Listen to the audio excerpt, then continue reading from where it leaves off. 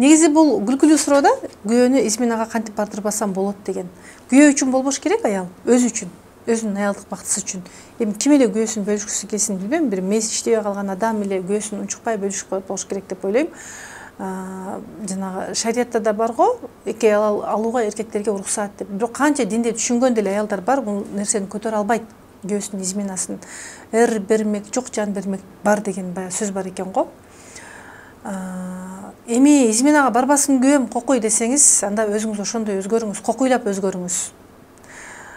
Жан талашып өзгөрүңүз, аял катары өзүңүздү тааныңыз, төшөктө любовница болуңуз. Кайсы жерде сүйлөп, кайсы жерде сүйлөбөй коюшту билиңиз, сүйлөйткөндө эле оозуңузга келгенде сүйлөй бербеңиз.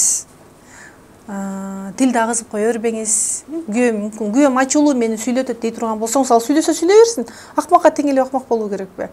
Адекваттуу боло бериңиз. Сизге карап күйөөңүз дагы, аялыма мындай сүйлөгөнгө болбойт деп айтат. Күйөөңүз деле көчөдө башка бир маданияттуу адам менен бир жакшы деңгээлде сүйлөшө алышы мүмкүн да. Аял катары өзүңүздү тааныңыз. Интим гимнастика жасоо керек, көздүн нуру калууна келет, көздүн нуру өчүп калбаш керек. Балдарга берилип кетпеңиз. Аял өзүн унутуп балдарына берилгенде бул балдарга стресс беребиз. Мен сен үчүн өмүр сүрүп атам, мен сен үчүн мындай кылдым, мен сен болбосоң мен мынтип салат элем дейсиз да. Өзүңүз үчүн өмүр сүрбөй атпайсызбы? Адамзат бул жашоого неге жаралды?